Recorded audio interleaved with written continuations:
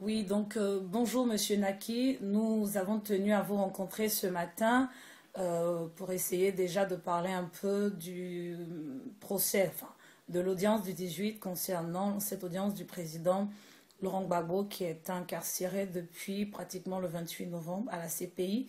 Donc nous avons tenu à vous rencontrer parce que vous êtes quand même un leader sur cette place de Paris. Donc bien avant qu'on ne passe en tout cas à la petite phase de l'entretien, j'aimerais simplement vous laisser vous présenter pour les personnes qui ne vous connaissent pas encore dans cette lutte. Voilà. Oui, bonjour. Bonjour à tous les téléspectateurs, sinon tous ceux qui ont suivi cette vidéo. Je suis donc Abel Naki, simple résistant contre l'impérialisme, le néocolonialisme et le capitalisme en France depuis maintenant plus de 2 ans. Je suis président fondateur du CRI panafricain, donc le Congrès pour la Renaissance ivoirienne et panafricaine.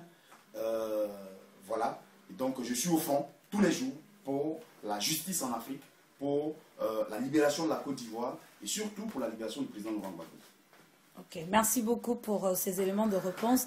Alors, avant de commencer, on aura entendu dire que Maître Altit, en tout cas qui fait partie du collectif d'avocats et qui en ce moment est en train de faire un travail, je ne dirais pas remarquable parce que je n'ai pas encore les objectifs que j'attends, mais qui est en train de faire un travail qui se bat comme il peut, aurait demandé le report de l'audience, de la date du 18. À côté de ça, M. Ocampo souhaiterait maintenir cette date. Qu'est-ce que vous en pensez déjà?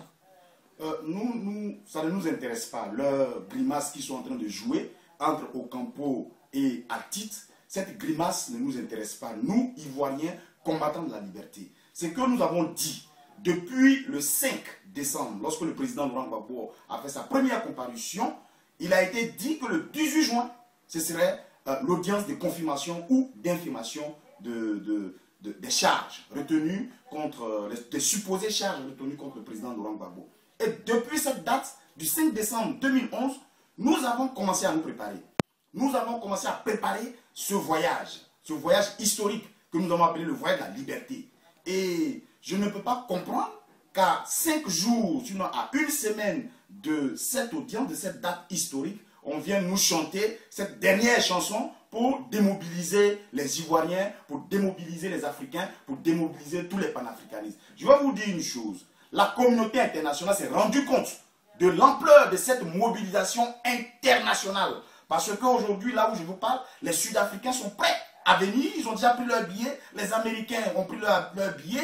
Les Canadiens, ne parlons pas de l'Europe, qui, tous les pays européens se sont organisés. Tous les mouvements se sont organisés. Nous nous sommes organisés. Nous avons loué nos cars. Nous avons loué nos trains, les billets d'avion. Nous avons aussi réservé des chambres d'hôtel. On ne peut pas jouer avec notre mobilisation. Que Ocampo veuille, ou bien que Altit veuille ou pas, nous irons le 18 juin à La Haye. Et puis je vous dis une chose, le 18 juin, nous n'allons pas à La Haye pour nous amuser, ou alors pour chanter, pour danser. Nous allons en guerre contre la communauté internationale. Nous allons pour récupérer Laurent Gbagbo. Et il faut que les Africains se mettent cela en tête. Nous n'allons pas pour danser, c'est comment. Nous n'allons pas pour danser, pour remuer encore nos biceps. Mais nous allons en guerre. Nous allons récupérer le président Laurent Gbagbo. Merci beaucoup, Monsieur Abel Naki. Alors, on va poursuivre un peu. Alors, parlez-nous un peu justement de cette mobilisation du 18, si vous avez des informations là-dessus. Je sais qu'il y a des cas, je sais qu'il y a peut-être le train qui a été annulé, mais bon, certains aussi ont pris des dispositions par rapport à des trains.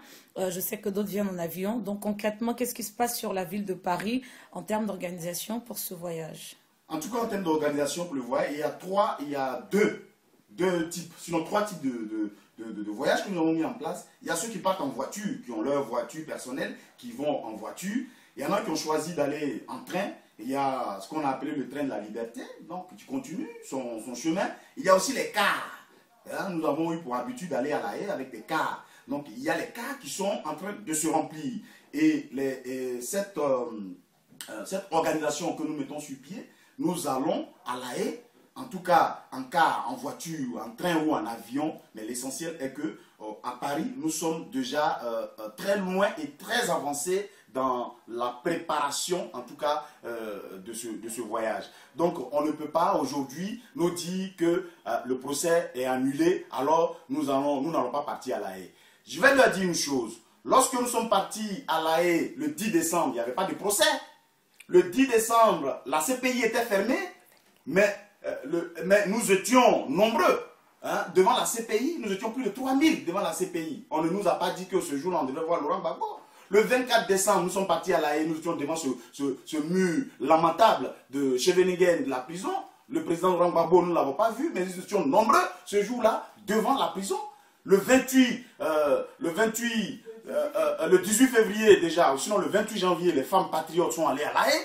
Elles n'ont pas pour autant vu le président, mais elles y sont allées quand même. Il n'y avait pas de procès. Le 18 février, le FPI a organisé ce voyage. Nous y sommes allés. Il n'y avait pas de procès. On n'a pas vu le président Laurent Gbagbo. Et donc, nous disons que le 18, ce sera le même scénario. Nous irons à La Haye. Que Altit veuille son report, ça c'est son problème. Si Laurent Gbagbo pense qu'il fait ces choses avec Altit, ils n'ont qu'à faire leur report. Mais nous avons notre pays à défendre et nous avons un fils de la Côte d'Ivoire qui s'appelle Laurent Gbagbo à défendre, que lui-même il veuille ou pas, nous allons le défendre. Et c'est le peuple qui va libérer Laurent Gbagbo, ce n'est pas Altit qui va libérer Laurent Gbagbo, c'est notre mobilisation, c'est le fait que nous soyons des milliers à La Haye qui va peser sur cette communauté dite internationale pour que le président Laurent Gbagbo soit libéré. Nous ne comptons sur aucun avocat, nous ne comptons sur aucune juridiction, ils n'ont qu'à faire leur truc. Et puis je veux dire une chose, moi aujourd'hui à Ben Naki, comme tout autre Ivoirien, j'ai aujourd'hui 40 ans. Laurent Gbagbo a 67 ans. Il a vécu. Moi, je n'ai pas encore vécu. D'autres Ivoiriens n'ont pas encore vécu. Nous avons besoin de libérer notre pays. Et nous savons que la libération de la Côte d'Ivoire passe par la libération de Laurent Gbagbo. Alors, s'ils veulent jouer avec cette affaire, nous-mêmes, nous allons nous en occuper. Alors, je dis à tous les Ivoiriens, tous ceux qui ont déjà pris leur billet, que le voyage du 18 juin est maintenu. Il est maintenu et nous irons à La Haye. Même si la CPI est fermée, nous irons à La Haye.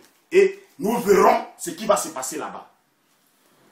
Merci beaucoup. Alors, je vois que vous parlez beaucoup avec votre cœur, qui est certainement rempli de douleur jusqu'au jour d'aujourd'hui, parce que encore des arrestations.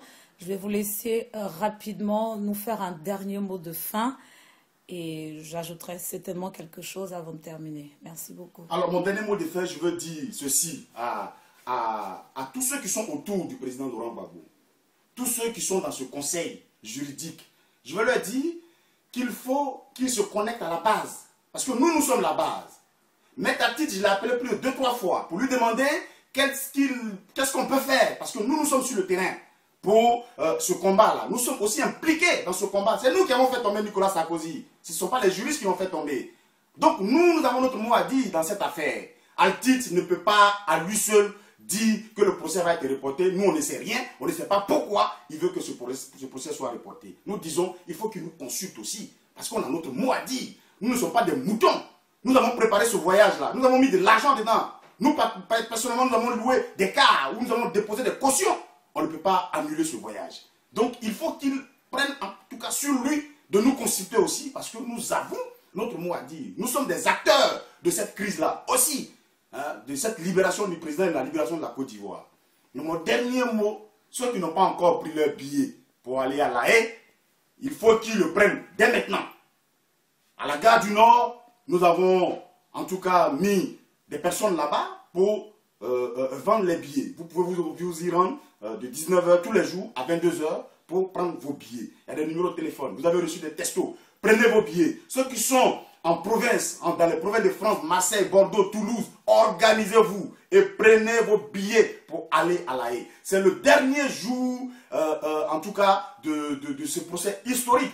Nous sommes dans la dernière phase de ce procès historique. Il faut que chacun joue sa partition. Parce que nous allons nous demander plus tard, qu'est-ce que nous avons fait pour notre pays, pour le président Laurent Gbagbo, qu'est-ce que nous allons raconter, qu'est-ce que nous allons leur dire. Nous leur dirons que ce jour du 18 juin, malgré que Ocampo et Altit ont manigancé ce qu'ils ont envie de manigancer, nous étions à La Haye. Parce que nous avons pris rendez-vous avec le temps, nous avons pris rendez-vous avec l'histoire pour le 18 juin, et le 18 juin nous serons à La Haye. Prends ton billet maintenant, appelle les numéros que tu as reçus, prends ton billet de train, prends ton billet de car, remplis ta voiture d'essence et allons-y à La Haye le 18. Nous partons le dimanche soir pour arriver là-bas lundi matin. Et il faut que la petite ville de la haine nous sente.